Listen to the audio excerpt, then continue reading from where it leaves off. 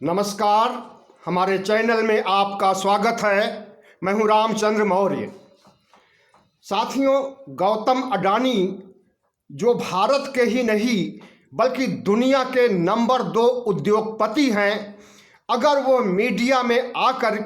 Media के तमाम मंचों पर आकर के अपनी बात साझा करें तो इसे आप क्या कहेंगे? दुनिया के किसी भी देश में ऐसा नहीं देखा गया है कि एक बड़ा उद्योगपति आकर के अपनी सफाई दे मीडिया के मंच पर। सफाई कौन देता है? सफाई वही देता है जिसके ऊपर आरोप लगाया जाता है। आरोप प्रत्यारोप लोकतंत्र में लगाना कोई बड़ी बात नहीं है। विपक्ष तो आरोप लगाता भी है, सत्ता पक्ष भी सत्ता पक्ष के खिलाफ आरोप लगाता है, और यह इस आरोप प्रत्यारोप से, आलोचना से लोकतंत्र मजबूत होता है और नीतियों की समीक्षा की जाती है। तो गौतम अडानी की आलोचना अगर राहुल गांधी ने भारत जोड़ो यात्रा के दौरान कर दिया और कहा कि सरकार जो भारत में चल रही है वो मोदी की सरकार नहीं है बल्कि अडानी और अंबानी की सरकार है। इतना ही नहीं, 2 कदम आगे उन्होंने देश को बेचने के लिए किसके हाथ बेचा जा रहा है और कौन खरीद रहा है, इसकी भी चर्चा प्रियंका गांधी ने, राहुल गांधी ने पदयात्रा के दौरान उठाई है, कही है। तो साथियों, जिस तरह से पदयात्रा के दौरान राहुल गांधी ने, प्रियंका गांधी ने प्रधानमंत्री नरेंद्र मोदी को घेरा है और उद्योगपतियों यानी कारपोरेट को घेरा है, उसमें प्रधानमंत्री तो जवाब देने के लिए मंच पर नहीं उतर सके, न टेलीविज़न मंच पर, न कोई प्रेस कॉन्फ्रेंस और न किसी तरह का कोई स्टेटमेंट, न मन की बात में ही उन्होंने इस बात को रखा है, बल्कि अडानी आ गए उनके पक्ष में, उनका समर्थन करने और अपनी नीतियों को सही ठहराने के लिए।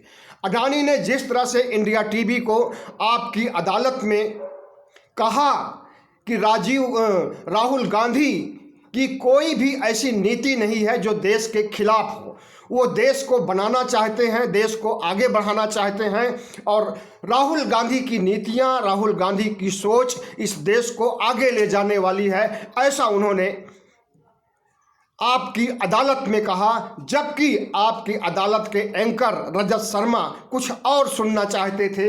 उन्होंने तो उकसाया गौतम अडानी को कि जो कांग्रेस पार्टी आपको घेरती है हमेशा और नारा लगाती है कि आम आदमी बेहाल, अडानी माला माल, उसके बारे में आपकी क्या सोच है?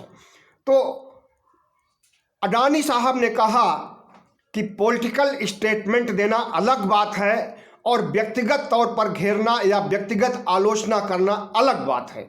उन्होंने पॉलिटिकल स्टेटमेंट दिया है और पॉलिटिकल स्टेटमेंट से हमारा कोई मतलब नहीं। राजनीति में सियासी बदजुबानी में ऐसी बातें अक्सर हो जाती हैं जिसे कि लोग पसंद नहीं करते हैं, और नेताओं की तो हमेशा जो है जुबान फिसल ही जाती है। लेकिन यहाँ पर अगर आम आदमी बेहाल, अडानी माला माल की बात कही जा रही है और उन्हें उकसाया जा रहा है और वो राहुल गांधी के पक्ष में बोल रहे हैं, तो यह क्या साबित करता है? यह साबित करता है कि प्रधानमंत्री नरेंद्र मोदी आज सत्ता में हैं तो उन्हें तो पटा ही लिया है, और देश का कोई ऐसा इंफ्रास्ट्रक्चर नहीं है जिस पर कि अडानी का हाथ न हो, जिसमें अडानी का हाथ न हो, और जिस उद्योग को उन्होंने अपने हाथों में न ले लिया हो। हर एक क्षेत्र में अडानी, विकास के हर एक क्षेत्रों में अडानी की भागीदारी सुनिश्चित हो चुकी है। लेकिन अगर सत्ता बदलती है तो ये सत्ता विपक्ष के पास आएगी, राहुल गांधी के पास आएगी, कांग्रेस के पास आएगी, और कांग्रेस को नाराज करना किसी भी रूप में हमारे लिए सही नहीं होगा। शायद यही सोच करके उन्होंने राहुल गांधी की सराहना की है। और राहुल गांधी ने जो टिप्पणी की है अडानी पर, अंबानी पर, मोदी पर, या सरकार के पीछे कौन खड़ा है, सरकार किसकी चल रही है, इन सब बातों को उन्होंने पॉलिटिकल स्टेटमेंट कहा है। तो जाहिर है कि अगर भारतवर्ष में प्रधानमंत्री नरेंद्र मोदी जो एक संवैधानिक या यूँ कहें कि सबसे बड़े संवैधानिक पद पर बैठे हुए हैं, वे अगर पदयात्रा में उठाई गई सवालों का जवाब नहीं देना चाहते हैं, नहीं दे रहे हैं, तो क्या ये माना जाए कि उन्होंने अडानी को भेज करके इस तरह से प्रेस कॉन्फ्रेंस करने या तमाम टीवी मंच पर अपनी बात को रखने के लिए कहा है उन्होंने? इतना ही नहीं बल्कि एक पॉलिटिकल स्टेटमेंट इनका बनासकांठा में भी आया है, जहां पर कि एक राजनीतिक सभा को संबोधित कर रहे थे अडानी। नेताओं की भूमिका में आकर के अगर अडानी मंच पर आ जाएं और पॉलिटिकल मंच पर आ जाएं और वहां से वो संबोधित करें और अपने को बेदाग और निष्पक्ष कहें, अपने को देश का सबसे बड़ा हितैषी कहें, तो इसे क्या कहा जा सकता है? इससे यही माना जा सकता है कि राहुल गांधी ने बहुत सही जगह चोट की है, बहुत सही बात उठाई है, बहुत सही मुद्दा उठाया है और उनके मुद्दे को जवाब देने के लिए अडानी को कहा गया है। और अडानी ने जिस तरह से स्टेटमेंट दिया है वो न तो राहुल के खिलाफ जाता है और न प्रधानमंत्री के खिलाफ जाता है, क्योंकि उन्हें दोनों को साधना है। आज अगर प्रधानमंत्री नरेंद्र मोदी हैं तो उन्हें तो साध ही चुके हैं 2014 से। जब 2013-14 में प्रधानमंत्री नरेंद्र मोदी जब प्रधानमंत्री नहीं बने थे, चुनाव प्रचार करने के लिए हवाई जहाज़ से जाया करते थे, हेलीकॉप्टर से जाया करते थे, तो वो हेलीकॉप्टर, वो हवाई जहाज़ किसी और का नहीं होता था, वो अडानी ही का ही होता था। और जितना उन्होंने फंडिंग किया छुपे तौर पर और प्रत्यक्ष तौर पर, वो तो अलग बात है, लेकिन जिस तरह से उन्होंने प्रधानमंत्री नरेंद्र मोदी को सपोर्ट किया था 2014 में और उन्हें जिताया था, 2019 में भी जिताया और फिर से प्रधानमंत्री बनाया, तो प्रधानमंत्री भी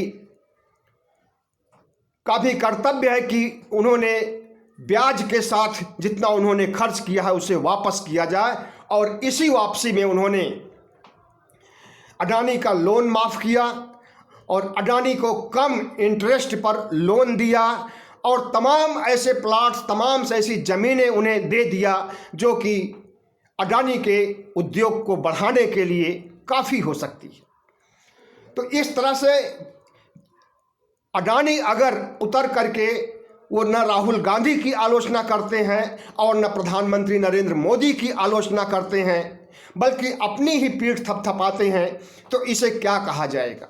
इस देश में प्रधानमंत्री नरेंद्र मोदी ने, हालांकि इसके पहले भी कारपोरेट का इस्तेमाल राजनीति में होता रहा है, कांग्रेस पार्टी ने भी टाटा और बिरला का इस्तेमाल किया था, लेकिन उस समय उन्होंने दाल में नमक के बराबर इस्तेमाल किया था।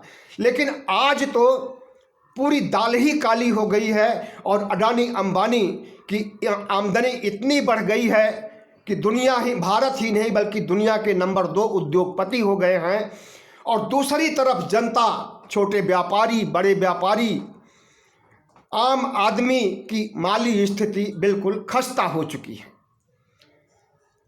खस्ता हुए हालात में लोग महंगाई को नहीं झेल पा रहे हैं, लोग बेरोजगारी को नहीं झेल पा रहे हैं, लोग महामारी से नहीं निपट पा रहे हैं।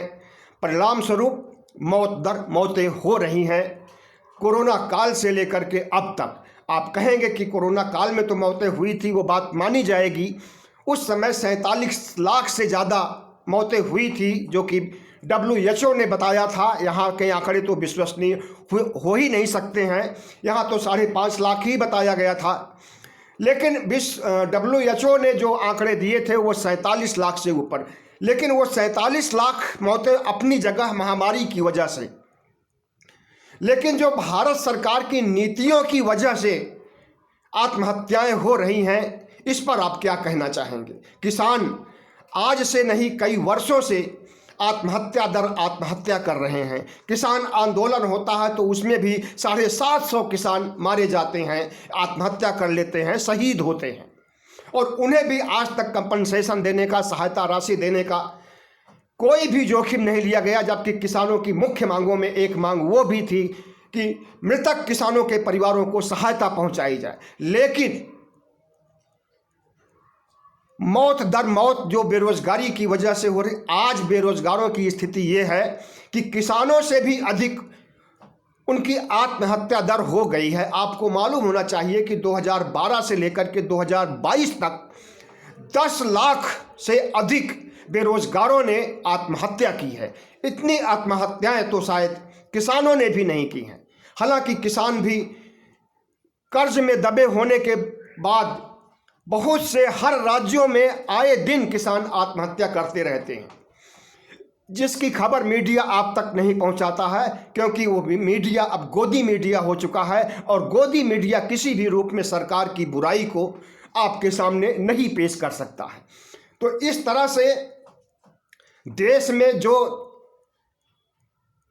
माहौल चल रहा है, जनता परेशान है, मतदाता परेशान है, देश की आबादी 140 करोड़ से भी ज़्यादा होने जा रही है।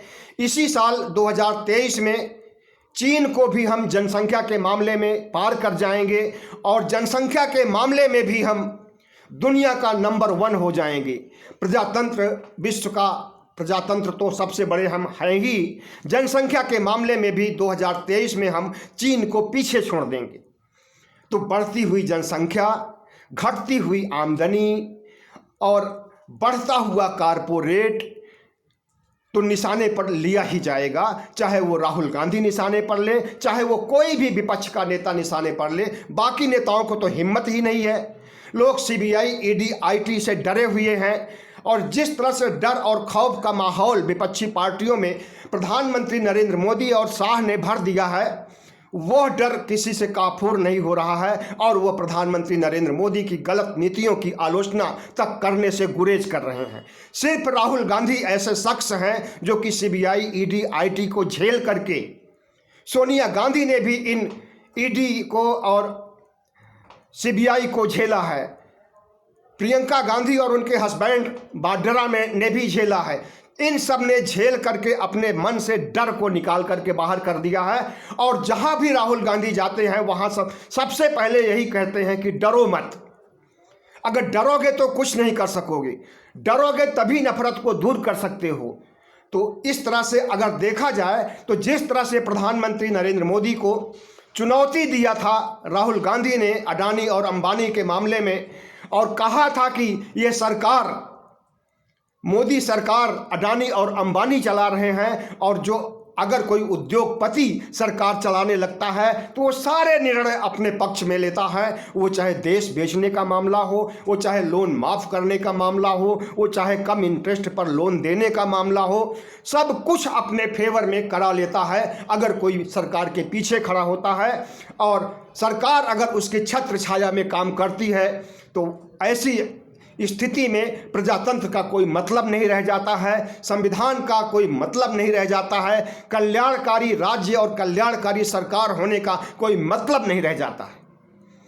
तो जिस तरह से आज भारत की राजनीति डामाडोल हो गई है, हमारी आर्थिक व्यवस्था, हमारी आर्थिक रीढ़ कमज़ोर हो गई है, या यूं कहें कि आर्थिक नीतियां हमारी ऐसी हैं जिससे कि एक कारपोरेट वर्ग को आगे बढ़ाती है, बाकी गरीब तबके, मध्यम वर्ग को और देश की दूसरी कंपनियों को, छोटे व्यापारियों को पीछे की ओर ढकेलने का काम कर रही हैं। और यह सब सिर्फ कोरोना काल से नहीं हो रहा है, कोरोना काल से पहले से हो रहा है।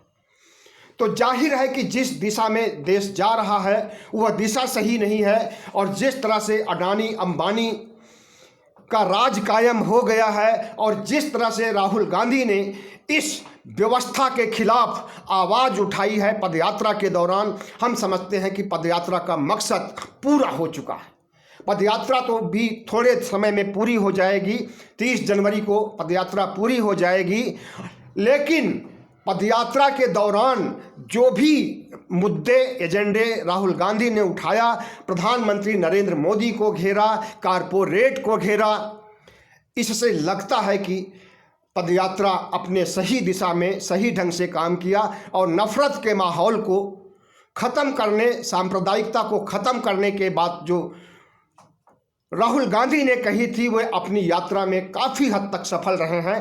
अब बची हुई यात्रा में वो देश को कितना कुछ फ़ायदा पहुंचा सकते हैं, इस देश के नागरिकों को कितना जगा सकते हैं, इस देश के नागरिकों में से कितनों का भय दूर कर सकते हैं, डर दूर कर सकते हैं, जो सीबीआई, ईडी, आईटी का डर है, जो प्रधानमंत्री नरेंद्र मोदी और उनके अंधभक्तों का डर है, इस डर को मिटाने के लिए कितना कारगर साबित होंगे राहुल गांधी, ये तो समय ही बताएगा।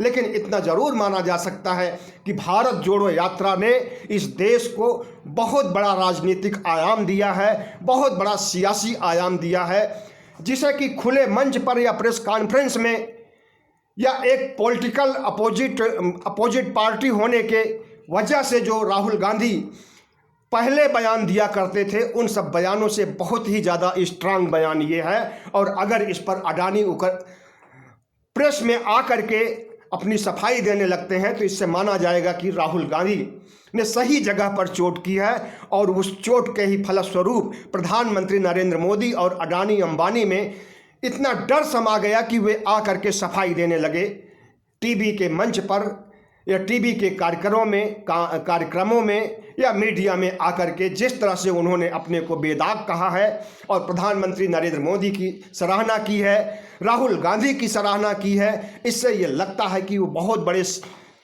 सिर्फ कारपोरेट ही नहीं है बल्कि सियासतदान भी है। बहुत बहुत धन्यवाद। हमारे चैनल को सब्सक्राइब कीजिएगा, लाइक कीजिएगा, शेयर कीजिएगा। अगर आप शेयर करेंगे तो हमारी बात अधिकांश लोगों तक पहुंचेगी, और अगर सब्सक्राइब करेंगे तो हमें बहुत बड़ी ताकत मिलेगी। बहुत बहुत धन्यवाद।